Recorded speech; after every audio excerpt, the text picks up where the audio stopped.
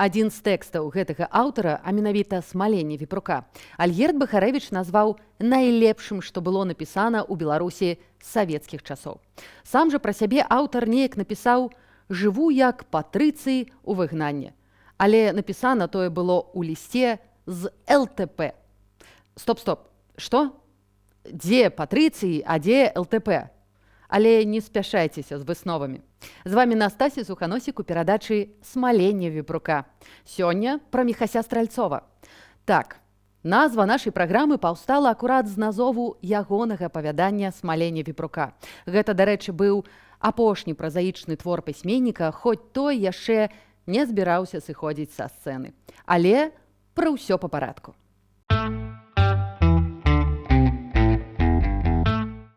Нагадаю, што калі вы лічыце нашу працу вартай, давайце рабіць разам. Усе спасылкі для данатаў пад гэтым відэа. Таксама не забывайце пра падабайку і падпіску на наш канал, калі вам бяспечна. Дзякуй, ну пагналі!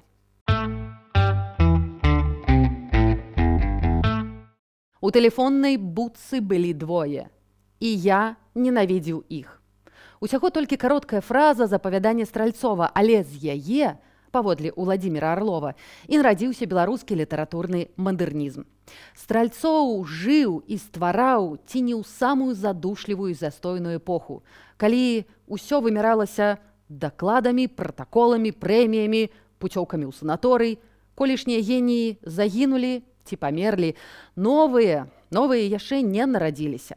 І ў гэты момант, калі паветра наўпрост няма, з'яўляецца ён, са сваімі дзіўнымі кніжкамі і сваім стылем. Міхась Стральцоў з Магілёўшчыны, народжаны ў 37-м, дебютаваў у 50-х. 1962 год, першая кніга «Блакітны вецер». Назвы апавяданняў са зборніка як песня. «Двое ў лесе», «Суседзі», «Восеньскі ўспамін», «Дома», «Мацеевы дровы». Вось як шмат пазней напісаў пра кнігу Адам Глобус. На першы погляд, звычайная брашурка з досыць сціплым аздабленнем. Прыглядайся і бачыш, густоўная вокладка выканана таленавітым кніжным графікам Барысам Заборавым. Пачынаеш чытаць тэксты, а яны адзін лепшы за другі. Такіх узорных кніжак, як «Блакітны вецер», у нашай літаратуры немнога. Такіх кніжак і не можа быць шмат, але яны ёсць.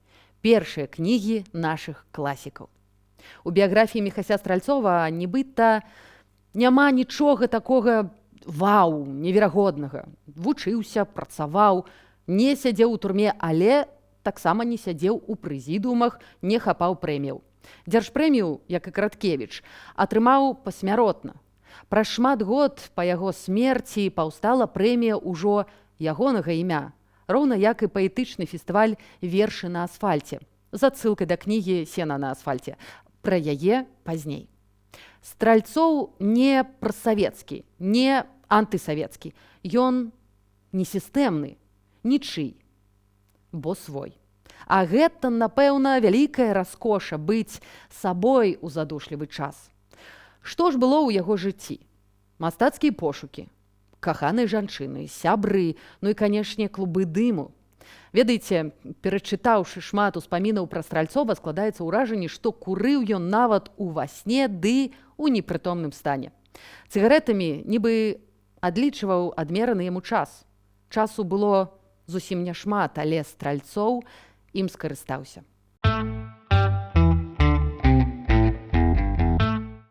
Адным з лепшых сяброў Міхася быў Рыгор Барадулін. Пры жыцці, і, як прызнавалася удава пісьменніка, па смерці. Той прысвяціў яму такі верш. За Гамера спрачалася 7 гарадоў. 3 секцыі за Міхася Стральцова. Крытык Стральцоў, празаік Стральцоў ці лірык Стральцоў. За вечнасцю слова. Пачнем са Стральцова крытыка. Гэтая праца заўжды неацэненая. Крытык жыве ў цені герояў і твораў, пра якія піша. Загадка Богдановича не проста жыццяпіс, а шэдэўр. Шмат для каго ў 70-е ён стаў настольнай кнігай, бо акурат там чыталася не жыццё, а лёс паэта. Тое самае з Гарэцкім. Чалавек з малой багацькаўкі. Аўтар фактычна вярнуў нам гэта імя. Ягоныя рэцэнзіі і партрэты выйшлі ў некалькіх кнігах: «Жыццё ў слове», «У полі зроку», «Пячатка майстра». Стральцоўская крытыка – гэта не проста перажоўванне чужых біяграфій твораў, бо Стральцоў фантастычны стыліст. Рэцэнзію ён мог напісаць нават на 4-радкоўе. Адно з ягоных эсэ так і называецца. Свой стыль ён адточваў, чытаючы іншых. Спачатку як маленькі хлопчык у майстэрнях вялікіх майстроў, а пасля ўжо як рэдактар. Калі сам ставаў хросным бацькам для іншых літаратараў, і тыя хадзілі да яго як у школу. Але давайце пра Стральцова, празаіка і паэта.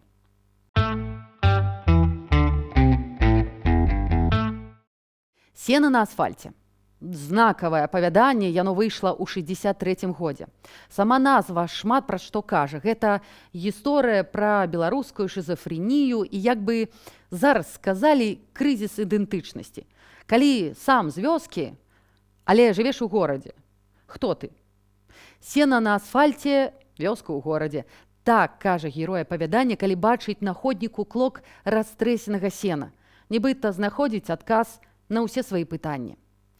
Дэйка што выбраць? Месяц над хатай ці электрычны ліхтар? Калі ты ў вёсцы, зрывайся ў горад, калі ў горадзе цягне на шырокі мурожны двор. Тут жа у аўтара россыпы народных слоўцаў. Белы свет, чалавек харошы, рукі ёсць, горб таксама.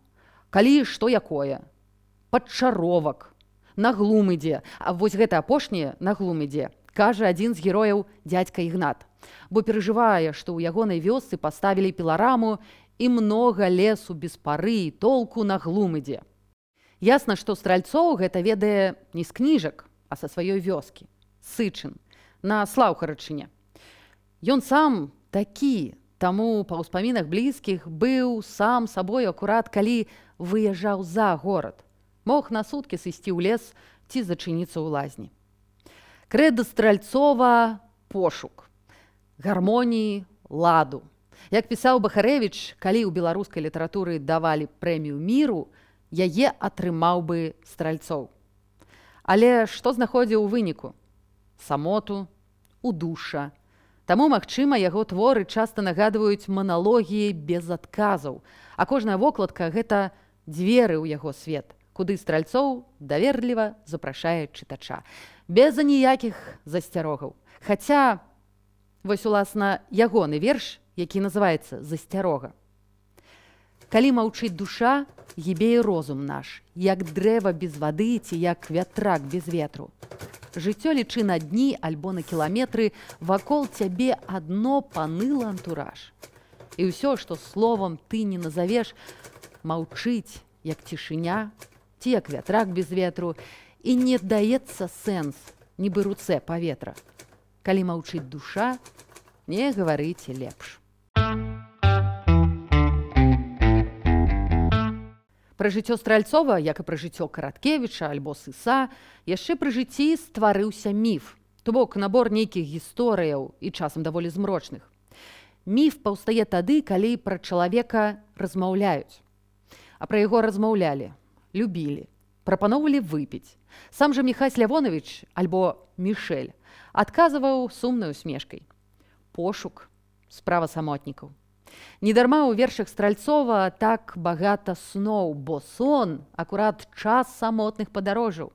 Недзе там, у цемры, хаваюцца лепшыя сусветы. Асабліва, калі маладосць з лёгкімі раманамі, танным віном і прагулкамі пад месяцам ужо мінула, а вакол – быт, шэрае сёння і незразумелае заўтра. Таму сны. Прысніўся верш. Не верш, а 2 радкі. Абломак лодкі ўсплыў са дна ракі і кружыць вір счарнелую траву. З абломкам лодкі к берагу плыву. Прачнуўся, дзень трывогаю прапах і 2 радкі гаркотай на губах. Памятаеце, на пачатку я ўзгадвала пра выгнанага Патрыцыя і тое самае ЛТП. Так, Стральцова туды сапраўды занесла ў пачатку 80-х, але, будзем шчырамі, у ЛТП ў 80-е трэба было б пасадзіць палову саюза пісьменнікаў, палову абкама партыі, а можа і палову краіны. Стральцоў, на жаль, для сябе быў занадта безабаронны перад рэчаіснасцю. А можа, плыў так, як жыццё нясе. Свядома. Адсюль і гэтая непрактычнасць у побыце. Спускаў грошы з ганарараў на кнігі, а нават сабакам мог пайсці гуляць так, што сабака некуды збяжыць. Бо Стральцоў нібы ў паралельнай рэальнасці. Ён гуляе не па праспекце Прытыцкага, а недзе сярод словаў, хмараў, зораў. Вось што гэта? Уцёкі ад рэальнасці? Альбо нармальны для генія стан? Напішыце ў каментарах, калі, можа, вы раптам ведаеце. Разам з тым Стральцоў разумеў сваё пакліканне, таму працаваў. Цяжка, на забой. Рэцэнзіі друкаваў на машынцы, прозу пісаў ад рукі. Жонка ўзгадвае, звычайна дома ён хадзіў у тоненькай кашульцы, і я бачыла, як у яго па спіне ішла палоска поту, ён пісаў цяжка, быццам дровы сек. Проза яму цяжка давалася, нават фізычна. Міхай Стральцоў памёр у 1987 годзе ад раку.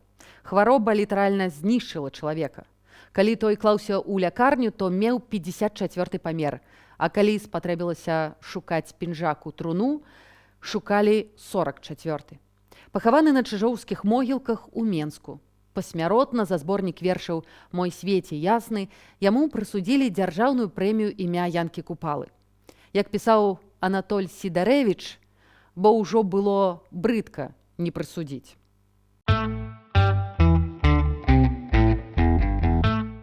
Кажучы пра Стральцова, я ўзгадаю яшчэ адзін эпізод. Пасля першага разводу ён пераехаў на іншую кватэру ды забраў сабой прайгравальнік з кружэлкамі. Моцарт, Рахманіноў, Пракоф'еў, вось усё гэта. Але іголка зламалася. Стральцоў ставіў кружэлку на дыск, а яна безгучна круцілася. І ён слухаў. Уладзімір Нікляеў, які быў сведкам гэтага дзіўнага працэсу, неяк спытаў: «Што гэта вы, Міхась Лявонцевіч, выпілі?» А той цвярозы як шкло і кажа: «Нічога, проста слухаю, што помню». Што ён слухаў? Каго? Што чуў?